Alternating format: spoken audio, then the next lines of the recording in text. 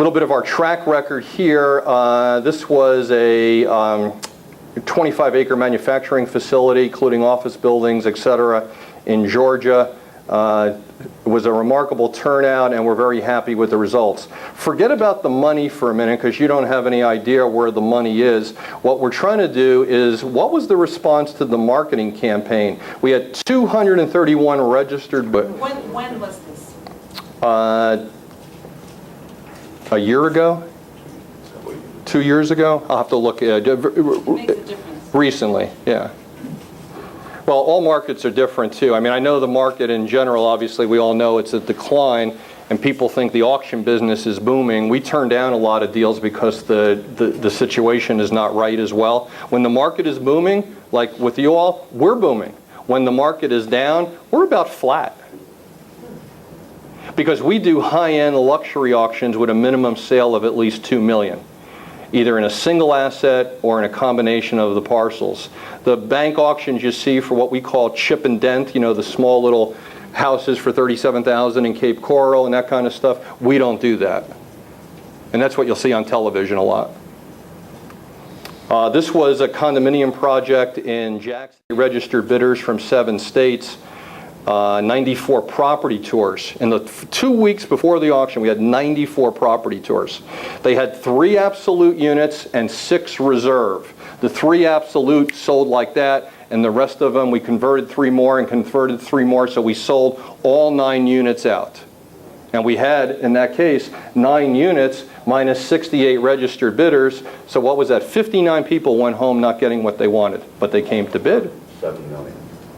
Was that what the sale volume was, 7 million for those properties? Mm-hmm. That was, I'm just trying to show you some different various things. We've sold all different property types at auction. I've got books up here of commercial, land, residential, condominiums, what else? Bank auctions, etc. So if you're interested, you can browse through these. I don't want to, take your time with all of that track record, but anything can be auctionable. It's just, does it fit?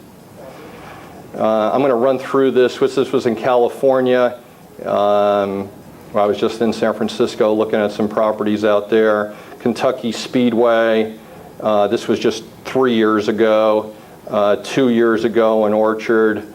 This was a long time ago, but I wanted to put it in there because that's a local one right in one of our competitors' backyard. I'm sorry, did I say that? There was the sealed bid I was talking about there, the $27 million ocean course in South Carolina. It was appraised for $21 million, so it was sold in a market where we got a lot more money. So it depends on the market. Are we in a buyer's market or a seller's market? Obviously, if you have today, we're not going to get that at auction. If you can, you didn't hear this, well, on tape, but if there's some way before the listing expires that there could be an increase in the list price that makes sense, because what happens is people look at the last list price and that becomes your ceiling at the auction, right? What they should do is really look through the listing history to see where that was, but they normally don't do that, do they? They always look at the last list price. Houston, Texas, an office building there. Here's one of those examples I talked about with the land tracts.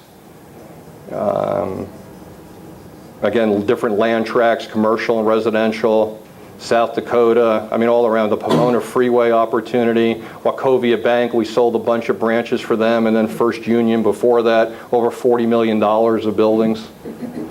Gulf County land opportunity up in the Panhandle. That was just a few years ago as well. El Paso Warehouse in Texas, that was just 2 years ago. These are some older ones. I put these in these old bank auctions only because a lot of times you'll see them with 80 commercial, investor, and residential property. You'll have a mix. So when you market, you'll get all different types of people coming to the auction. This was up in the Panhandle. We've sold several golf courses. This was very sensitive land that had to be really shown well. Property was sensitive to the adjacent landowners that did not want to see the property developed or environmentally impact. End result was a successful auction. All sales closed within 30 days with no strings attached. This was a warehouse, an office building, and some land again I didn't have that. Farmers and Merchants.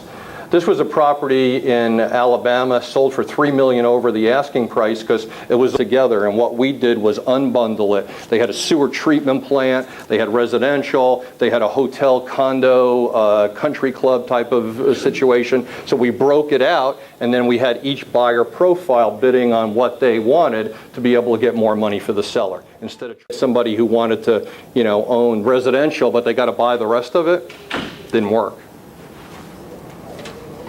Again, more bank sales here. Singer Island, here was a situation on a condo, 2 penthouses. We had one absolute and one reserve. The absolute went for $2.5 million. The reserve went for $1.25, half of the price. Now the seller accepts the reserve price. But luckily, when we have people there, we have a post-auction program to be able to talk to the bidders who were there. So we had a fellow who was visiting from Washington State, and we were able to speak to him a little bit about the value of the other unit. He said it's one building recessed off of the ocean behind this building. I'll give you $100,000 less than what the first one went for at 2.5. And so we presented that offer, as we have to, presenting all offers to the seller. We are a single agent for the seller, and they accepted it, and he was out. He was so mad on auction day. Oh my God, King didn't do the right job for us, etc. I only got $4.9 million. 6 months later, referral letter. Thank you, J.P. King, for getting me out. Yeah, you know our customers out there, right? Fuel Center in Birmingham, $1.8 million, gas station, etc. We sold Calumet Farm. This was years ago. Those of you who know anything about thoroughbred racing, that's obviously the granddaddy of them all. Up in Ocala, we sold one a few years ago that's since been sold again, broken up. This was a reserve sale that we had actually 2.5 years ago out in Southern California, and it was a reserve sale, and we got way over the reserve price. He had 3 showings in 3 years. There's another reason to have an auction when you have minimal showings. It'll bring more attention to the property. Exposure, we want to expose the property, and that's the biggest component about the marketing. Then we want to educate the buyers and close the deal. So exposure, what are we going to do? Here's the list of the things we would normally look at for every marketing campaign. Magazine and newspaper advertising. Who is the buyer? Where are they? How do we get to them? And by that, we then determine what we're going to use. The Wall Street Journal National Edition? Maybe it's just the Southeast Edition. Is it USA Today? Is it the Miami Herald, the Miami Business Journal? Is it something from South America, from Buenos Aires? Is it whatever it is, we have to look at that, evaluate it, put it down, and then evaluate it against the bottom line budget that we're going to come up with that the seller has to approve and pay for.